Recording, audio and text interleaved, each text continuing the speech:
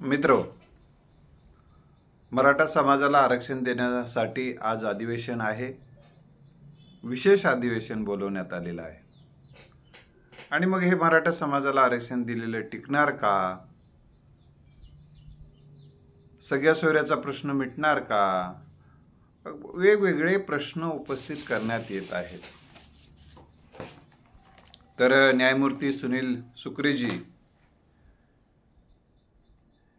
यांनी मराठा समाज हा शैक्षणिकदृष्ट्या सामाजिकदृष्ट्या मागास असल्याचा मागासवर्गीय आयोगाचा अहवाल सादर केलेला आहे. आणि अपवादात्मक परिस्थितीमध्ये मराठा समाजाला आरक्षण द्यावं अशी त्यांची भूमिका त्यांनी मांडलेली आहे. आता किती टक्के दिलं जाणार आहे हे आज आपण सांगू शकणार नाही.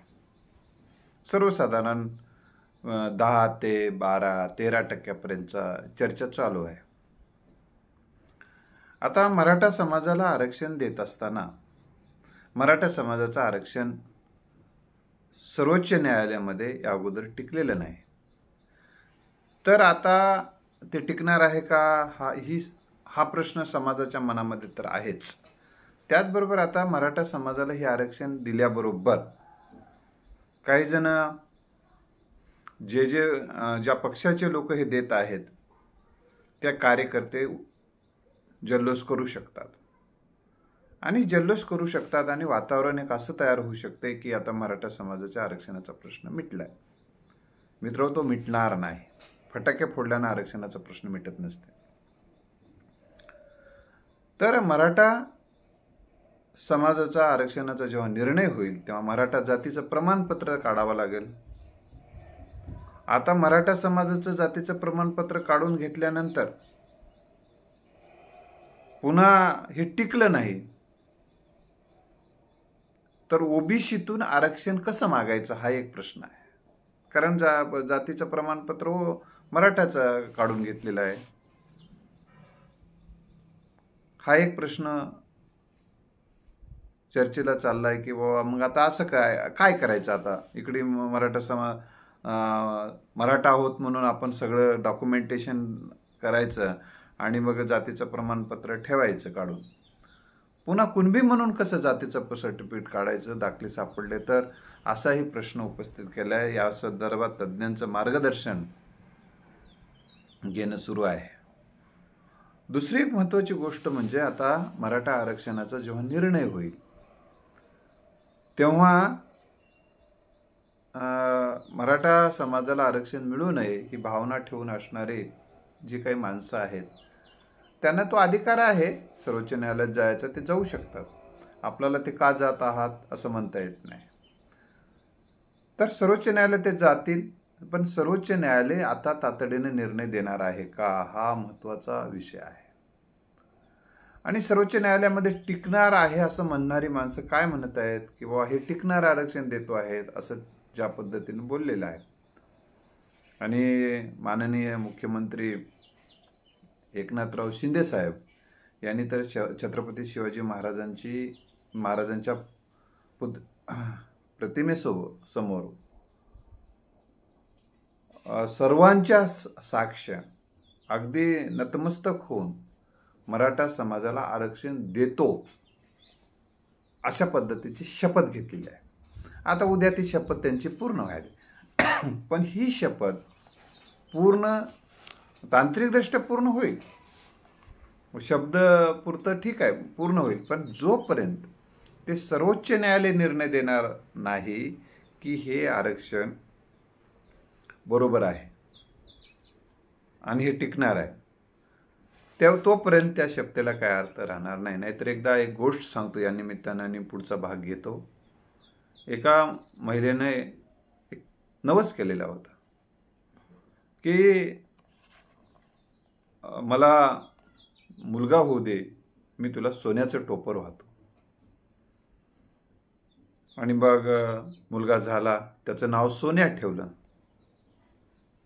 कारण लोकांना वाटत होतं ना ही बाईची अतिशय गरीब आहे, मजुरी करून खाते, हिनं सोन्याचं टोपर कसं काय वाहील. प्रश्न शंका होत्याच मनात. जसं आता हे 2दा आरक्षण नाकारलंय तर अजून कसं काय आरक्षण तेच दिलं जाणार आहे, तर आता ते टिकल काय? जशी शंका आहे ना तशीच ती या बाईबद्दलही शंका होती. मग तिनं सोन्याचं टोपर म्हणून त्या पोराचंच नाव सोन्या ठेवली आणि त्याला टोपर घातली आणि म्हटली, हे देवा, हे सोन्याचं टोपर घे, नवस माझा फिटला. तसं आज होणार आहे का? मराठा समाजाला आरक्षण देतो म्हणालो होतो, आज देऊन टाकलो, मी त्या शपथेतून बाहेर आलो.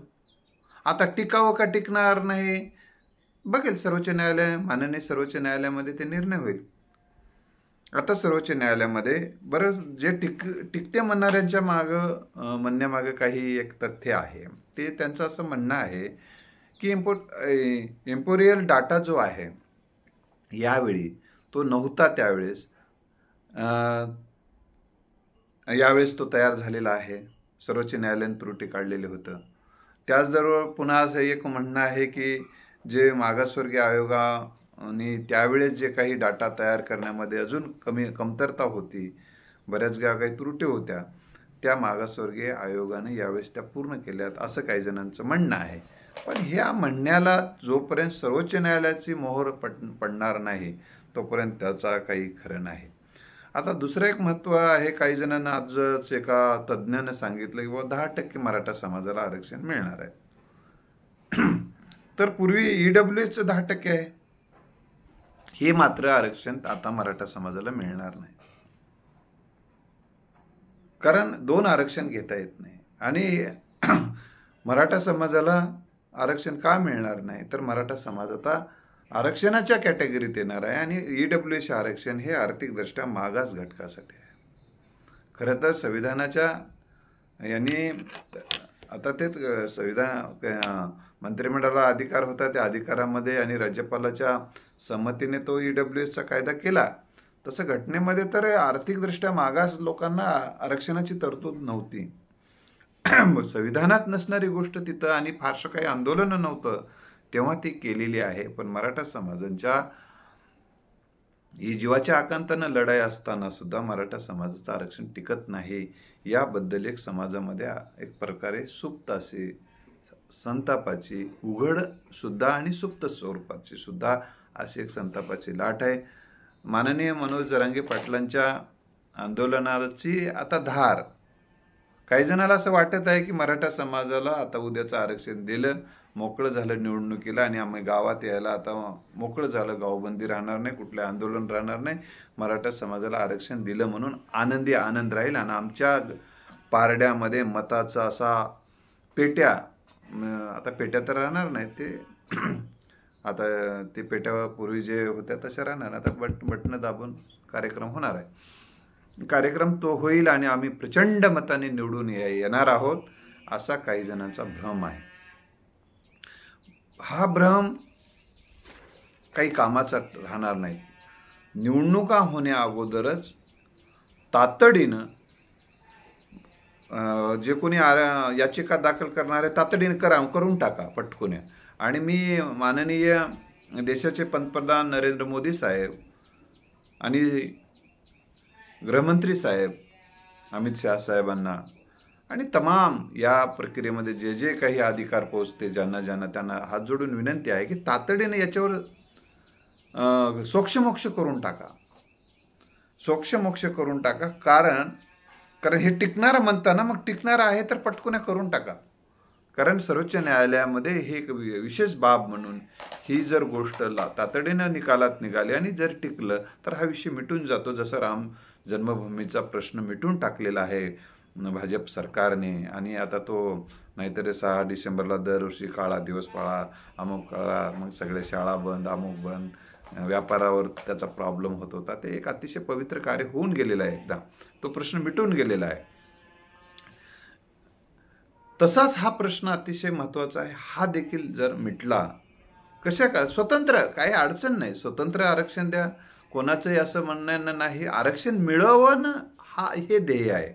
ओबीसीतूनच आरक्षण हे काही ध्येय नाही, हे लक्षात ठेवलं पाहिजे. प्रश्न आहे की मग हे ओबीसीतूनच का आग्रह, काही जण म्हणत आहेत बाबा रे ते दोनदा टिकलं नाही म्हणून ओबीसीतून आग्रह आहे. हे आपण कृपा करून समजून घ्या. आरक्षण मिळण्याशी मतलब आहे.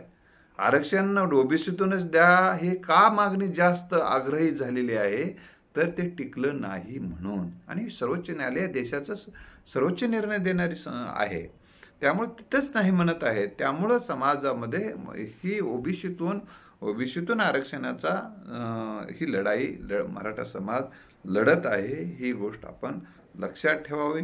आणि इतरांनी फारसं याच्यामध्ये, कारण मराठा समाजाला पूर्वीच आरक्षण मिळतच आहे ओबीसीमधून. ज्यांचे दाखले सापडत आहेत त्यांना आरक्षण दिल्याच जाते. ज्यांचे दाखले सापडत नाहीत अशा समाजाचा हा जो काही प्रश्न आहे, तो प्रश्न फक्त मिटवणं गरजेचं आहे. आणि हे मिटवणं, समजा दुसरा एक पर्याय आता शासनाकडे आहे, ज्यांनी तो शब्द दिलेला आहे, लिखित शब्द दिलेला आहे, तशा पद्धतीचं आपल्यासमोर तरी लेखी आलेलंच आहे. वाशीला जेव्हा आंदोलन स्थगित करण्यात आलं मराठा समाजाचं, तेव्हा माननीय मुख्यमंत्री एकनाथराव शिंदे साहेबांनी तशा पद्धतीनं सगळ्या सोयऱ्याचा प्रश्न आम्ही मिटवतो म्हणून सांगितलेला आहे.